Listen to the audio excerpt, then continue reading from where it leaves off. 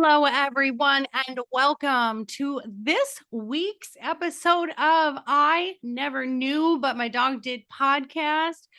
I am your host, Maureen Scanlon, or Life Coach Maureen, as most of you know me. I have a super awesome treat for you guys today. And as I always say, I have the best guests on the planet, hands down. I don't care what anybody says. Come for me on that because it's true. Today, I have a fantastic guest. And in addition to my fantastic guest, I have a fantastic co-host. So my daughter, Jordania, is co-hosting with me today. Jordania, say hello. Hello, I'm so excited to be doing this. It's been a long time coming. I should say that I have two co-hosts because she is pregnant with my fantastic little grandbaby in there. We don't know the gender, so they are also along to co-host today. So let me tell you about our guest. First of all, he's super handsome. Can I just say that?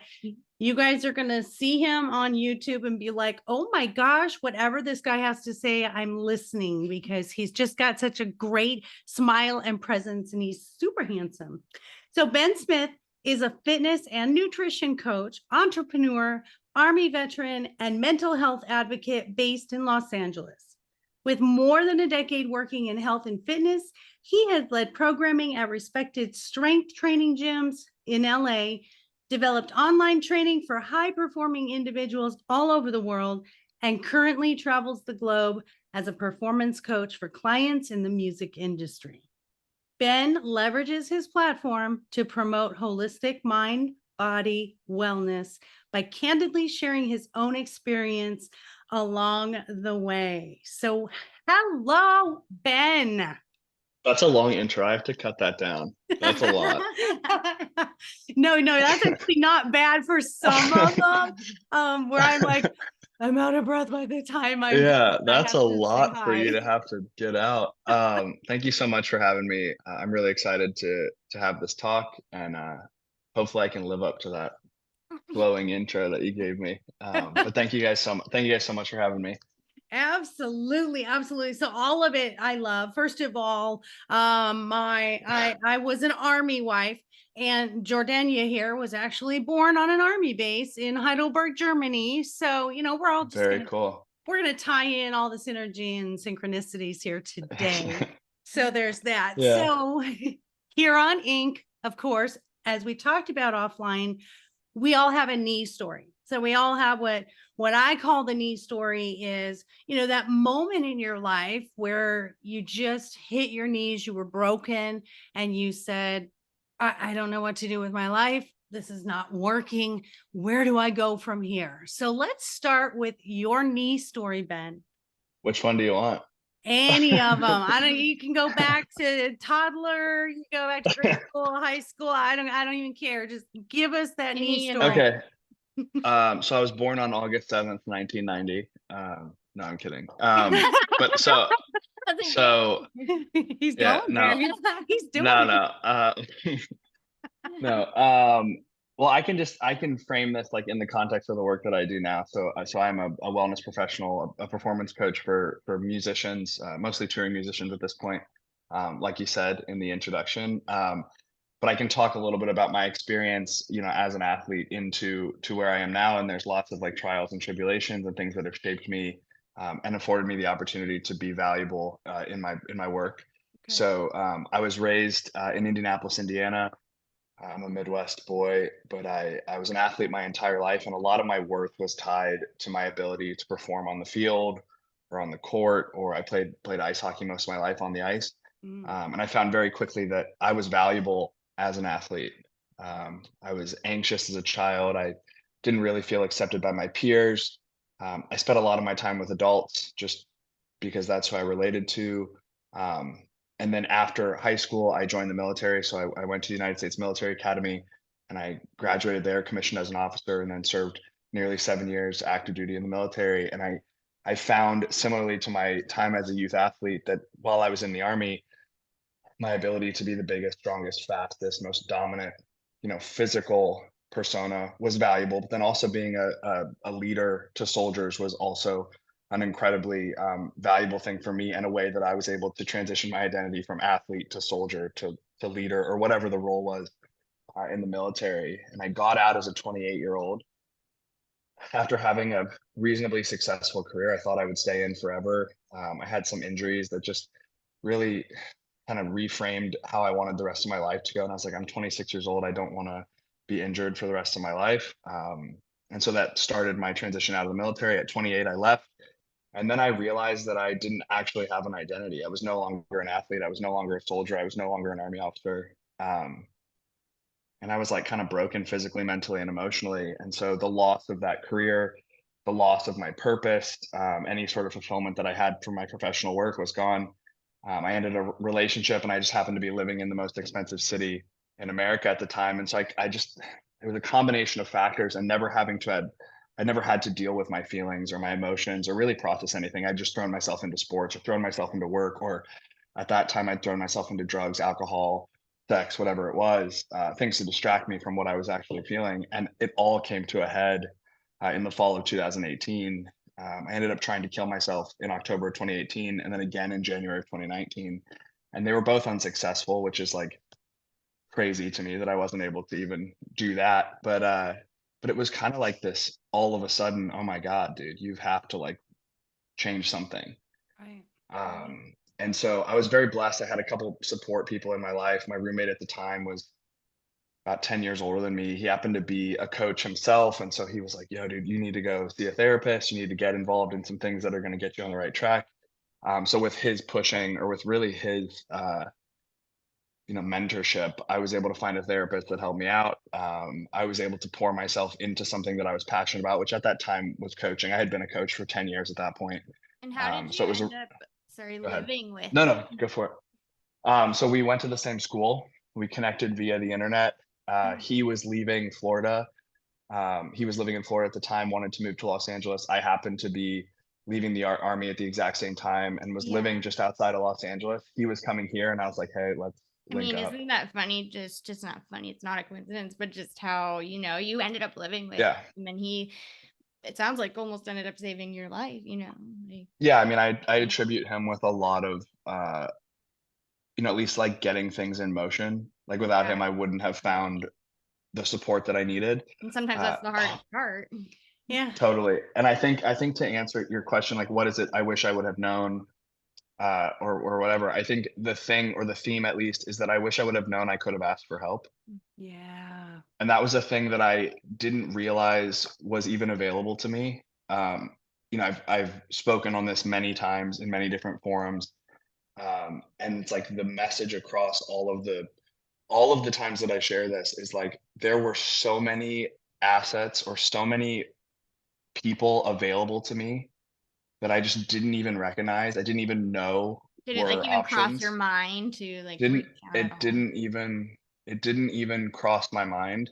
And I think it's, an aspect of like my programming, or like the pattern that I would Yeah, that's fall into. that's where I was gonna go with that, Ben. It's Yeah. so funny that a lot of us, how, whether it was in your household, like in my household growing up, it was just put up and shut up. It was suck it up, buttercup. It was, you made your bed, lie in it. Or in Yeah. the military environment, being that I know that environment as well. I mean, athletics, you need to just be tough. It's Yeah. all about what are you physically doing. Nobody cares about your feelings and your mental well-being. Then you go to the military, you're supposed to be this leader and this mentor to your team, Yeah. so you never knew it was okay to be vulnerable, And then on top of Yeah. all that, you're a man. and you're a Yeah. man, right? Well, for me specifically, all of those things played into it. I'm raised in a rather conservative home in the middle of America, where, you know, you don't really, it's not that, people are like, you can't share your feelings, but it's just nobody does. And so it's like, I never learned that that was appropriate or acceptable. And then you play sports, and I'm like the team captain of all my sports growing up. I'm like the leadership role. And then I go into the army, and just like you said, it's amplified, that whole thing where it's like, you can't be cold, you can't be tired, you can't be hungry, you can't be upset. You have to like set the example for the people that follow you. And so it's like even more. And then I left the army and I didn't have any support. And so it was like I didn't understand how much I relied on the team, the support of like either my team or my peers in the military, or even like, you know, the support of a partner, like a romantic partner.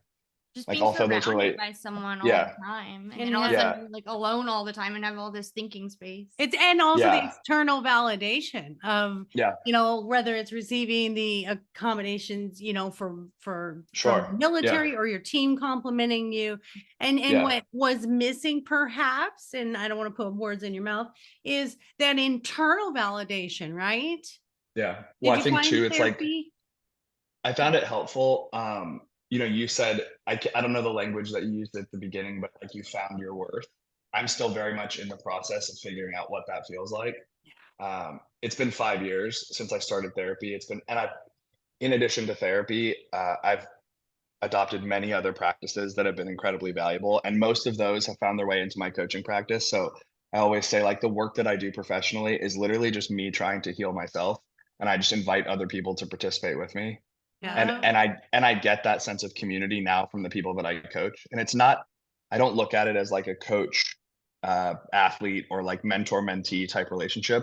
It's more of a peer relationship or familial type relationship where we're holding hands and we're in this together. Love that. And I think that's allowed me to one be like more committed to the process, because I feel like it's more of this team thing and it's not so transactional. It's like this really synergistic, like equally beneficial relationship.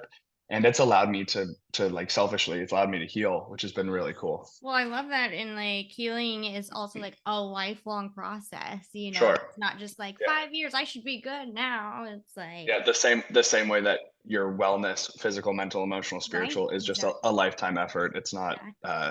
It's not a 3 week challenge. It's a No, Right. it's a well-rounded balance that you try to find and maintain at the best yeah, level that you can for coping, because energy changes every day. And so tomorrow could be a really bad day, but you're going to have the better yeah, coping mechanisms to deal with it. But I love what you said about that, because as a life coach myself, and I'm actually in the process of going for my master life coach practitioner, it's great. and I always say my clients teach me more than I ever teach them. And Yeah, they don't believe that. But when I have a client that comes and they're at that place of feeling so lost and really not fulfilled, I'll say, well, what is your purpose and what are you doing to fulfill that purpose?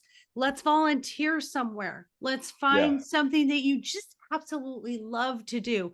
And it's yeah, great when you find that you notice, I'm healing. When I'm healing, I'm helping others. Once I'm helping others, then it's healing me. It's Yeah. this, Circle. yeah. I So I see love that. the way that you describe that, I think is really cool because I see a lot of people who come, to me or to come to any coach and they see themselves as the victim or like the victim of their circumstance.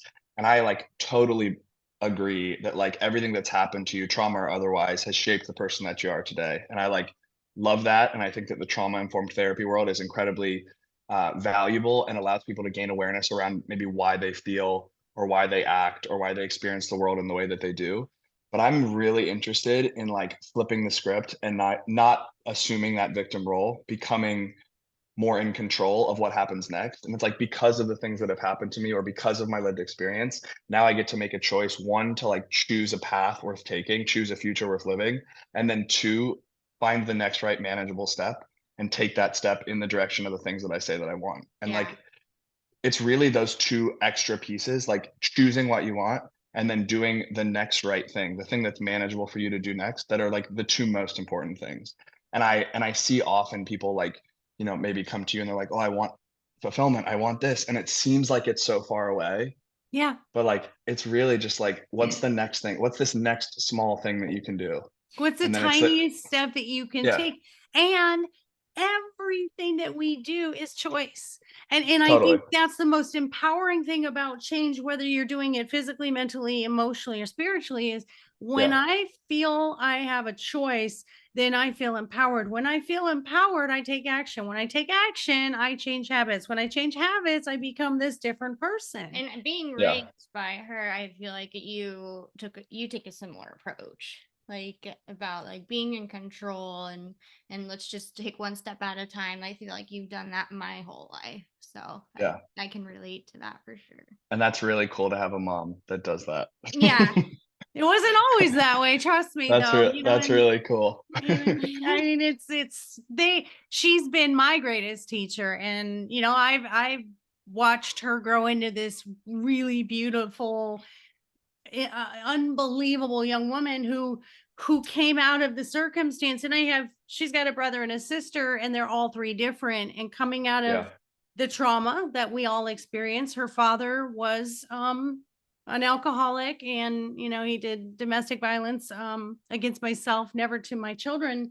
But seeing her be able to overcome that, and she decided choices. So she has a sibling, an older sister, who doesn't feel she has choices, and we're kind of estranged from her because she's a victim mentality, where she always said, I have a choice to change it. And But because you told me. she went to taught college, me she had that, two yeah. majors and a minor, and everything Yeah. she's ever wanted, traveling solo. But none of that was easy because we, didn't have like financial hardship was difficult during those years. But I do remember like in those times where I'd be so overwhelmed, I would reach out to you and you would just say, let's just see what we can do next. Like, let's just don't look at graduation on your sophomore, whatever. Yeah. Like, let's see how we get through the next semester. And sometimes that's all you can do, is like, what's the next immediate thing? If it's the next 5 minutes, Yeah. if that's what helps you. And Well, I love you overcoming that feeling of wanting to not be here anymore, and just Yeah. taking that step to say, what do I do? Like, I'm going to go to therapy. What did you discover For about yourself? well, yeah. How many hours do you have to talk about As that? long as you need. Here we are, No, session, and no, we are in session. I think well, I'll go back. So you said I didn't want to be here anymore. And it like I have said that before. Like when I didn't have the language to actually describe what I was feeling, I was like, oh, I just didn't want to be around anymore. And like I don't know that that's actually the truth. I think the truth is that I just didn't want to be in pain. I Mm, didn't want to deal, and it's not like physical pain. Like I can do physical pain. I would choose physical pain every single time over what I was feeling in late 2018. Um, but it was like this feeling of despair, this like painful feeling of despair, and I just didn't want to feel like that anymore. And I didn't have the tools. I didn't have any tools or any awareness around how to navigate that. And what's really interesting is I still feel those things. mhm. Like I am still in that place. I wouldn't say often, but regularly I'm in that place. But I have now the tools and a pretty extensive toolkit to navigate those feelings. And I've understood one that like you said, everything is hard, or those choices are hard, or having multiple majors is hard. Everything is hard. Yeah. Like Yeah. like everything is hard. Whether you are living your fulfilled life, like whether you're actualized or not, it's all hard. Yes, and I Like think as soon that as nobody recognizes that either. They no, think that if they feel these hard feelings, like my life is just so hard, yeah. but it's like no. Movies and fairy tales aren't reality. Yeah. Like everything is hard. But it's just like where you sit on the spectrum of hard, or like how you can frame it for you. Like now I welcome the hard stuff because I know that for sure Ben later, like Ben 2 months from now or Ben 2 hours from now is going to be really excited about the fact that he navigated something that was at the moment really challenging. Oh, I love that. I always tell people, do something your future self will thank you for. Yeah. It's like my And favorite thing right there. and people and like again the context of my work now is wellness. Like the majority of it is fitness. It just happens to be physical fitness, but I think physical fitness is the gateway drug into mental, emotional, and spiritual well-being. And it's like if you need to get out of your thinking mind, your analytical mind, and into your feeling body, the quickest way to do that is get your heart rate up and breathe a little heavier. Yeah. And like it doesn't necessarily need to be that, but that's just a thing that I found. You asked what have I learned about myself? uh, I've learned that I don't treat myself very well. I Mhm. don't have much grace for Ben. I don't act like I would act towards a friend with myself. And these are things that I'm working through all the time. Yeah. But I have learned that I have the capability getting better, whatever that means, or recovering, or actively seeking recovery or a better existence. And that's really exciting because I think momentum like begets momentum, or success begets other success. And so it's like I see the little growth, the little tiny changes, and I'm like, oh God, like I can actually do this. And now in the work that I do, um, I'm able to not only grow myself, but share in that growth with other people who are equally as committed to the things that we say that we want, And which is that's really what cool. makes you a better coach. I think, Yeah. whether it's a life coach or any kind of an athletic coach, any kind of coach Yeah. that has been there, done that, is going to make you is going to be more inspirational because we've been there and we know what it feels like. And Ben, the thing is you can't outrun or outlift or out and eat any mental issues, anything No. that any emotional problems that we have. And I love that you said is you don't give yourself grace. And No. the thing is the physical working out is an outlet. We need an outlet, but we also Yeah, need the emotional and mental outlets too. And I think for sure. they're one and the same. I think if your mental health isn't good, your physical health isn't good. If your physical health isn't good, your mental health isn't good. So we do this in synchrony with one another. For But I sure. think the outlets and the ability to share and especially with others, doing this podcast Yeah. for me is life. Everyone, there are listeners out there right now that are like, oh man, I need to talk to Ben. I'm like Ben, I need to reach out to Ben, and I'm kind of in this struggle right now too. And oh yeah, I've been there, done that. We are all Yeah. experiencing this in life. And I'm going to Yeah. just counter something, because as a life coach, um when you say everything is hard, everything is as hard as you see it. Right. That's the difference. Yes. If you see your struggles, if you see everything that happens, I used to be the one that would say, oh God, this happened. And it comes in threes. Oh God, the other shoe's going to drop. Bad It things are going definitely, to it definitely, happen. it definitely doesn't do that. But just having the awareness that like, if I'm seeking ease, like ease isn't coming. There's this quote that I really like. It says, if happiness doesn't exist here, it doesn't exist anywhere. And so for me, every year I have, this is kind of off topic, but I'll bring it back around, I It's promise. okay. So every year I commit to learning a new skill or creative practice. And then I also have an intention for that year. And that seems crazy because there's like 365 days in a year. And it's wild that I would have one single intention for that entire year. But I 2 years ago it was presence. Last year it was gratitude. This year it's connection for my intentions. The creative pursuit thing doesn't really matter, but it involves like singing and writing and piano and other stuff that I don't ever get to pursue and I don't really get to do in my life, but I've dedicated time for that. But in the same way, I've dedicated time to like really be intentional with finding presence, gratitude, and connection. And for connection, I've done podcasts like this, and I'm trying to like be more public with my work, and it's been a really challenging process for me.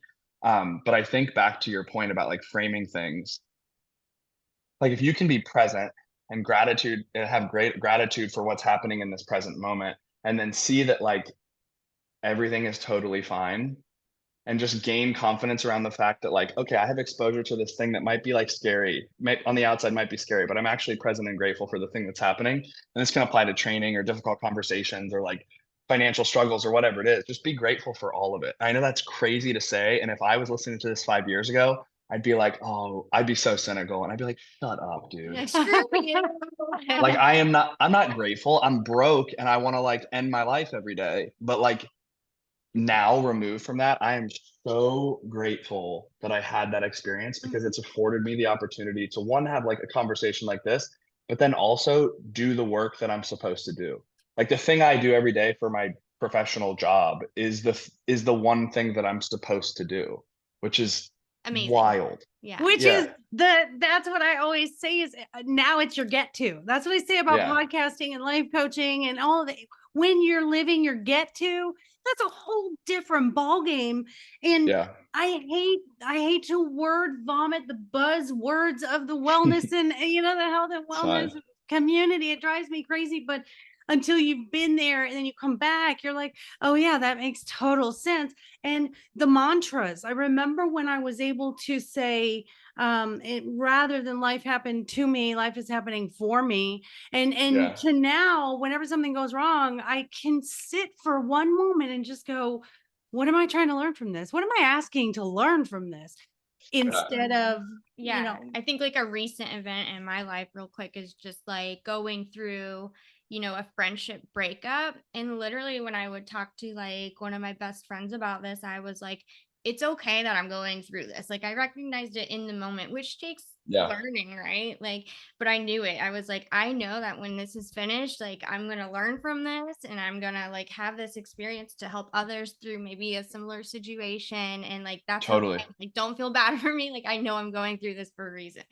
it's all Yeah. about feeling it, but not staying in it. And I think, Ben, that's what you are teaching us right now. Cause you said, Yeah. I'm still in this, Maureen. I still have Just- these moments, but you don't stay there. You go, okay, what coping mechanisms do I have now? What mindset tools can I use today? You're never gonna not have moment. That was such a Yeah. double negative, but you're Right. always going to have moments of stress and struggle and feeling low self-worth or problems, whatever it is, right? And I think it's important to note that, like, different than before, my coping mechanisms are positive rather than distractions. So no longer am I turning to alcohol or drugs or anything else, even Yeah. fitness, Yeah. or food or whatever it was. Yeah. Now I'm sitting with the emotion, I'm feeling my feelings, and then leveraging those feelings into potentially having a different response later. Because if you don't ever address it or ever like really work through it,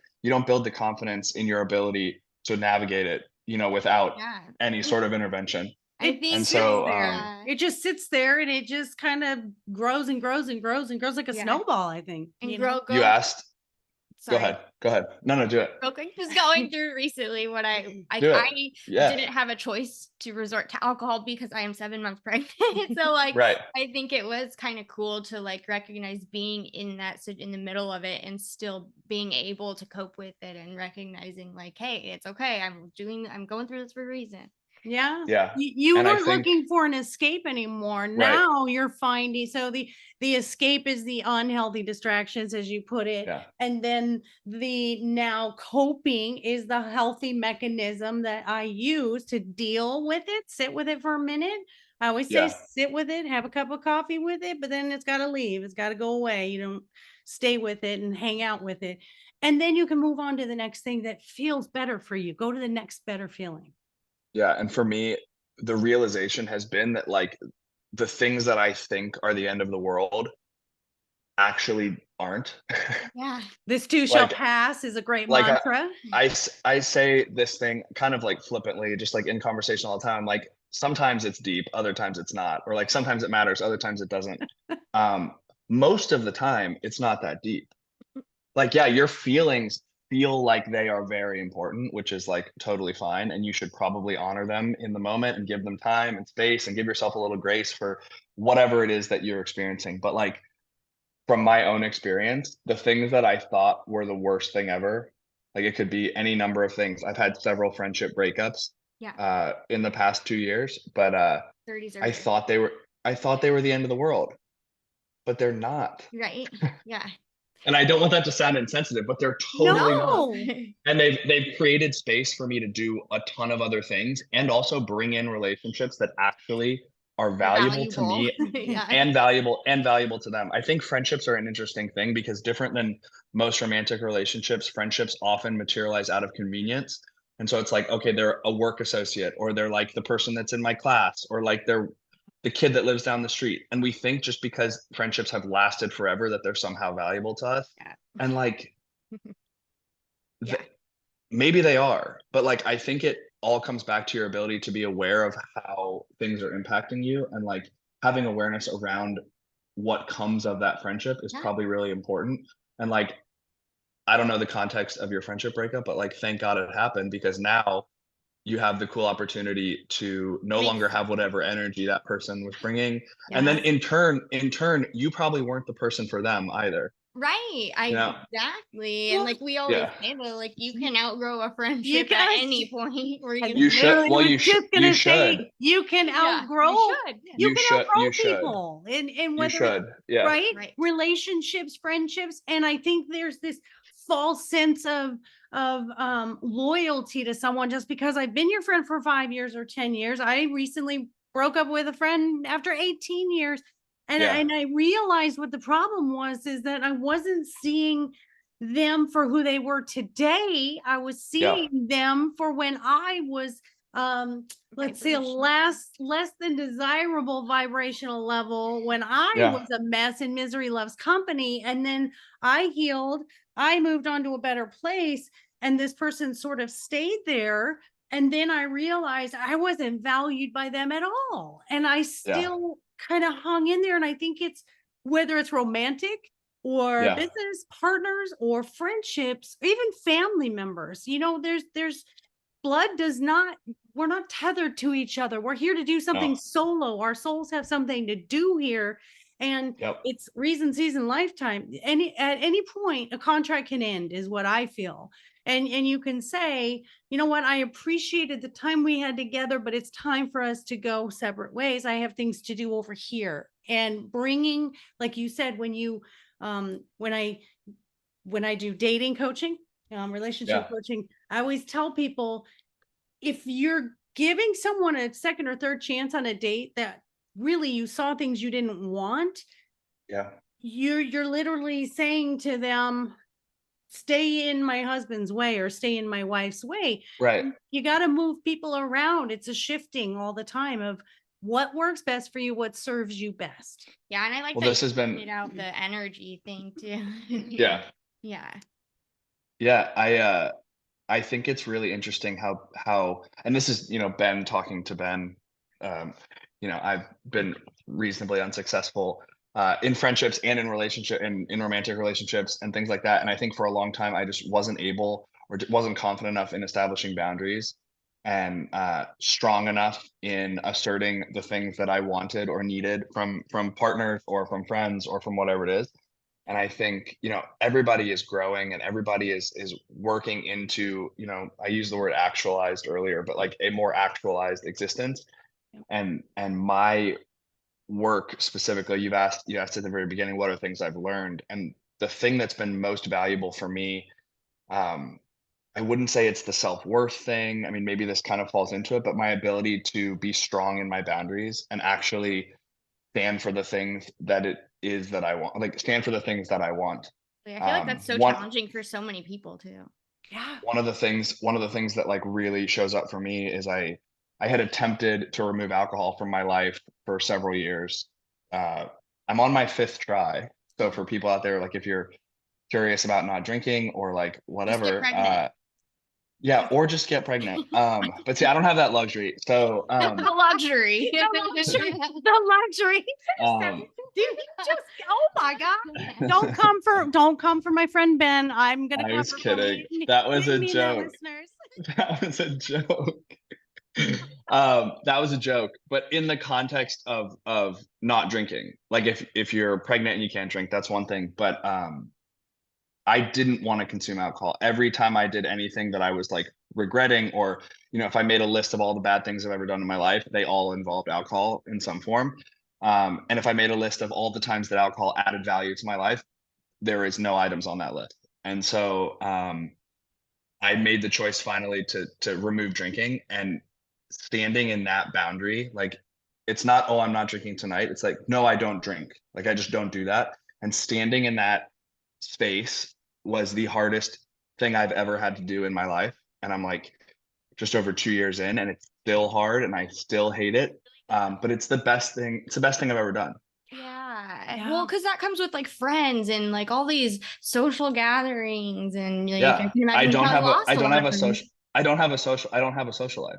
But that's okay. That's okay, because the things that I've been able to bring into my life in the absence of the time and emotional commitments that those social relationships provided me have been so much more valuable. Yeah. And there's a ton of other things that are way worse. Like dating as a sober guy is way worse. But but like, it's a thing I'm interested in navigating and interested in learning more about and interested in, experiencing. And And you're approaching it like a challenge too, almost, which is like almost gamifying it, which is like, I don't for know. sure. Yeah. Yeah. I don't know if that's the most valuable way to look at it, but for me right now in the place I'm in, that's the way I look at it. And I Mhm. think maybe there's a way to like tie this back into the work that I do. But so I've been a strength conditioning coach and a personal trainer for the last 15 years. And the last 5, I've been spent almost exclusively coaching musicians on the road. So I tour with musicians. That life is incredibly chaotic. But there's been this massive exodus from the party lifestyle into a more sustainable, sober-ish style of touring. And I'm really proud to say that myself and a couple other individuals are really leading that charge, especially in that space. That's And it's amazing. been really cool. It's been really cool. Thank you. But I we've been can't looking. wait. I can't wait to start dating coaching with you because I have like so it's so funny how you know how we have these strengths. Like you are so amazing in being able to be in a really good place to mentor others in some areas, and yet there's Yeah, this duplicity we have where it's like, oh, I need help over in this area, and that's the sure. beauty of that's the beauty of coaching is like just because you're really good in this area, there's other areas Yeah. that we need help with. And I have to tell myself all the time, okay, coach the coach. So Yeah, yeah, I've failed every romantic relationship I've ever been in. you know And what? that's like, You've never failed anything, I'm all right. okay? I'm all right. I'm just gonna put it out there. You've never failed any romantic relationship. They just You weren't right for me. were not in the right, exact, and it's not even And that. I wasn't right for them. You Yeah. just weren't a Easy. good match at that moment. And the synchronization of when you find your match, first of all, we got to get you clear on who you love most, which is you first. Second Yeah. of all, we're going to create exactly the avatar of what you're looking for because you can't date until you know what you want. You don't Right. know what you want yet. Also, like truthfully, on my list of priorities, uh, it's funny that we say priorities too, which I think is hilarious because there's one priority. You have one priority and then you have another priority after that one's been taken care of. But on my list of priorities, dating is like it's way down at the bottom. Yeah. I tour like 10 months out of the year, so I'm not even around. But yeah, I mean, I'd love to talk about it and learn more about myself. But yeah, so the work that I do, talking about doing hard things, like me looking at dating as a sober individual as like a challenge or an opportunity to experience something new. Um, with this massive transition out of the like the music tour party lifestyle into something more sustainable, where I'm looking for opportunities to present challenge to these individuals who like might have been seeking distraction instead. So it's like almost like flipping the script. And so we do a lot of like exposure therapy with cold, like cold plunge or sauna or breath work. We train, we eat well. It's a whole like holistic, for lack of a better term, practice. And Mhm. it's, I said this earlier when we were chatting before the show. It's like if you read the introduction or my like one slider, you'd be like, oh, he's just like the trainer guy. But like fitness is free. Like you can just Google all the stuff that I present to a client or work with somebody in the gym on. You just Google that. Like fitness is free in 2023. Um, and even like nutrition. Like I'm happy to prescribe and I'm happy to coach it. It's the thing I know best, but like you don't need me for that. But I think the place that I'm most valuable is one, creating a safe space for people to try things that are inherently scary. And Mm. that could be getting in a cold tub, that could be getting under a heavy barbell, that could be eating more vegetables, whatever it is.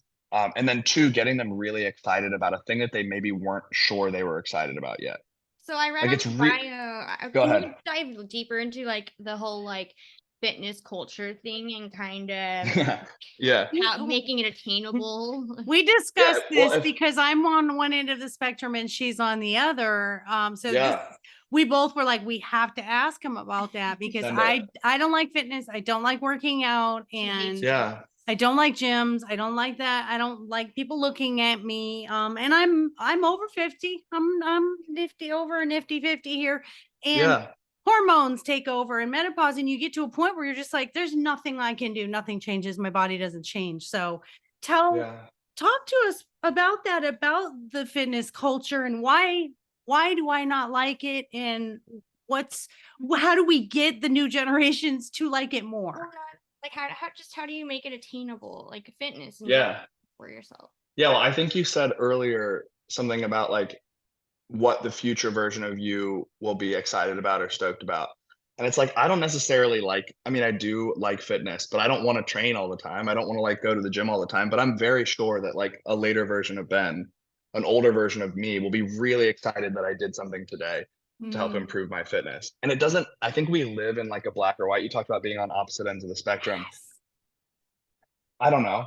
Anytime I've ever been black or white in my thinking, it's led to some sort of disappointment.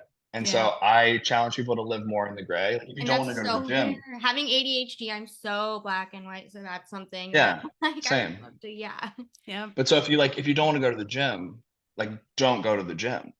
Yeah. But I'm very positive that there is a sustainable fitness practice that could exist inside your home or in your front yard or in a place that makes you feel comfortable. Yeah. Yeah.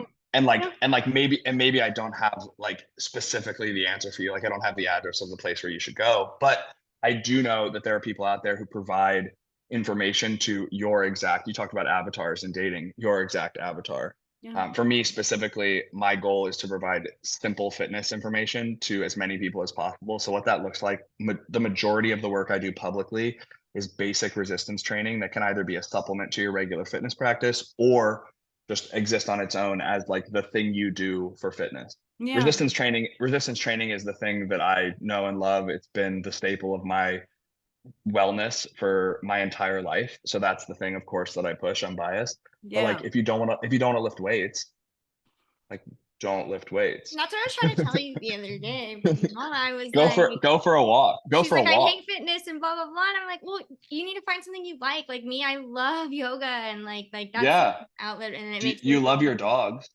You love your dogs. That's my thing is just going Do for you a know walk with my dogs and going to the dog park. that's fantastic.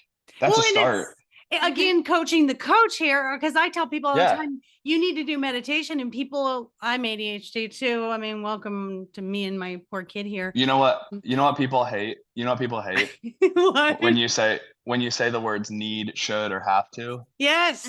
Yes. So It's the neuro receivers in your head that say, yeah. I'm not getting rewarded for this. It's a Yeah. it's a sacrifice and I'm losing dopamine from it. But you are right. When I tell my clients, hey, try meditation, when you need to just relax, you're feeling overwhelmed.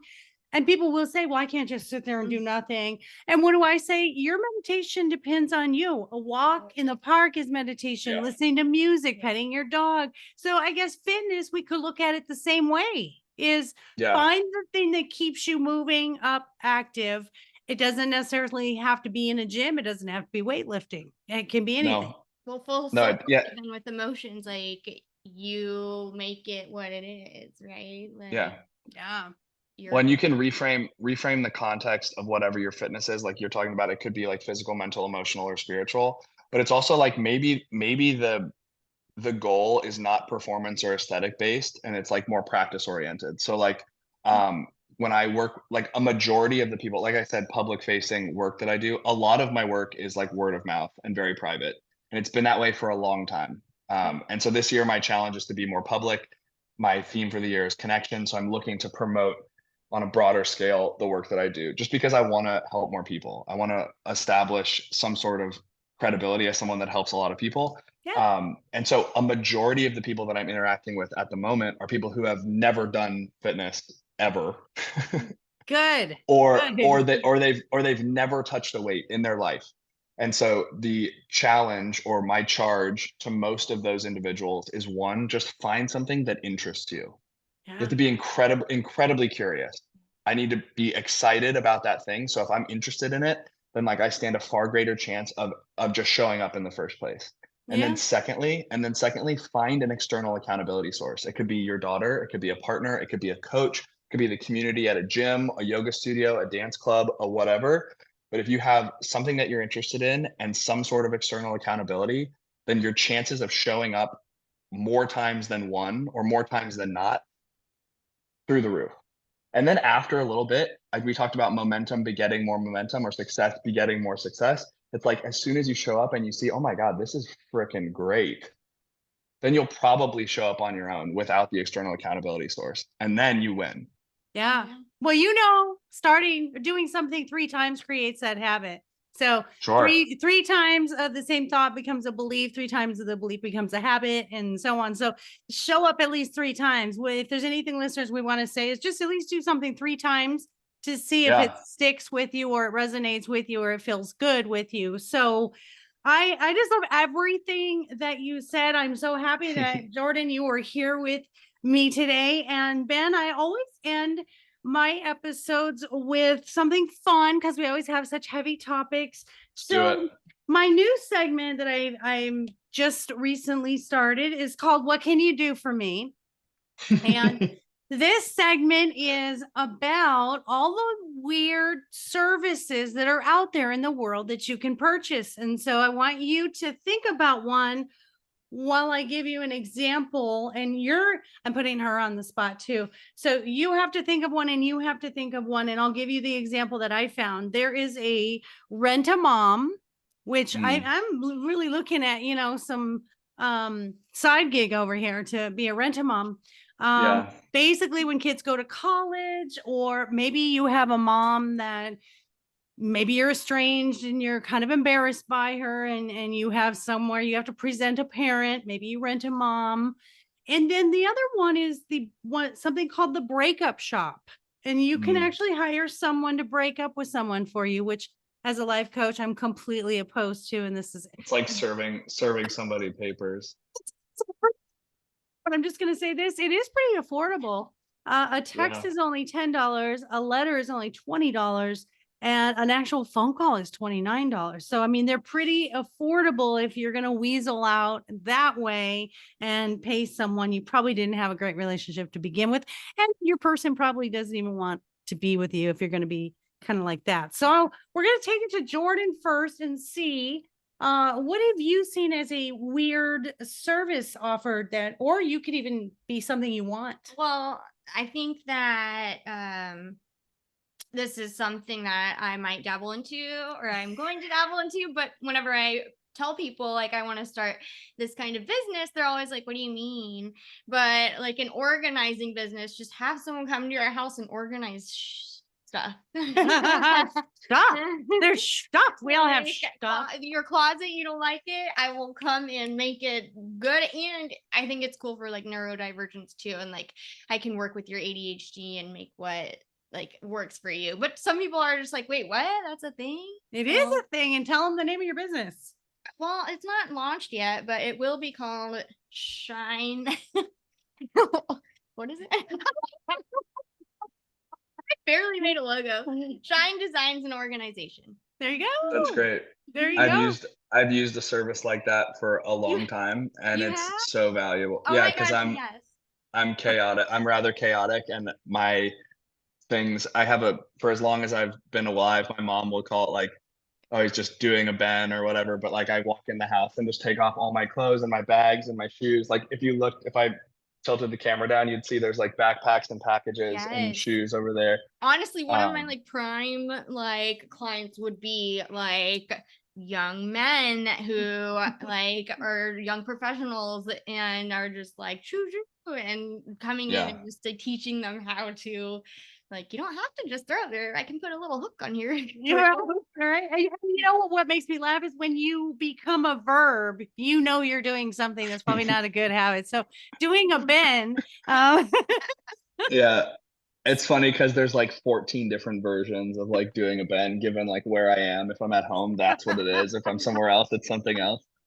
So what's your thing? What's your service thing that you've seen that's really weird, or something that you would even like embrace? Yeah, something well, you saying the hire a mom thing got me thinking about something I saw at a fair when I was younger, but I think it's a real thing and it might exist here in Los Angeles, but it's called like hire a hug. And basically like if you're missing human contact, you can hire somebody, and I don't know if this is like sex work or something, but like you can hire somebody to come and just give you a hug. Yeah. They have like and I remember cuddle coaches. Yeah. I remember specifically I saw this thing where it was like you could tailor the hug to like what you wanted, like if it was like a mom hug or like a dad hug or like something, and the for the parent hugs, they brought a stool and they would stand on a stool. So you would hug them like it was like you're a child. And Also upcharge that. Upcharge. well, sure, upcharge. sure. But that's a real thing. That's a real thing. And maybe it says something about me, but I would hire a hug.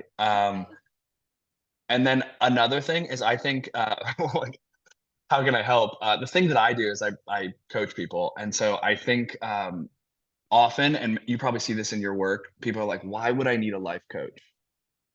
Like, why would I need to invest the money in a life coach?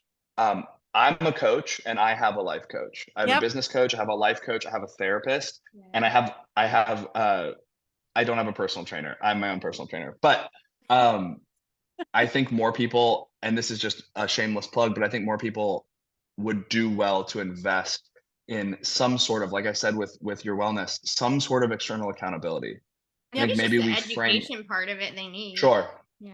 Well, sure, and I also think we frame it's coaching in a weird way, but I well, think and it's also, valuable. yeah, and having a third party that is not your friends and your family, because people are like, well, I can go to my mom for advice or my friend. No, no, no. A third party person is going to be so much more objective. Yeah. Also, the one thing that I've noticed is the clients that I have coached for years that are committed to it and they do the maintenance coaching, they have been the most successful. They've made the Sure. most changes because Absolutely. it is maintenancing. It's like you go once a year to get your teeth cleaned at the dentist. I think you should go once a year or twice a year or once a month for your mental health and physical health and emotional health. I think it's because everything changes and you know when you get off track and then they come back. Yeah. They'll come back. Usually they come back 6 months later and they're like, oh, my whole life fell apart again, Maureen. Self-awareness. You didn't, yeah, it makes you recognize more so you can integrate the changes on a more consistent basis. So, well, Totally.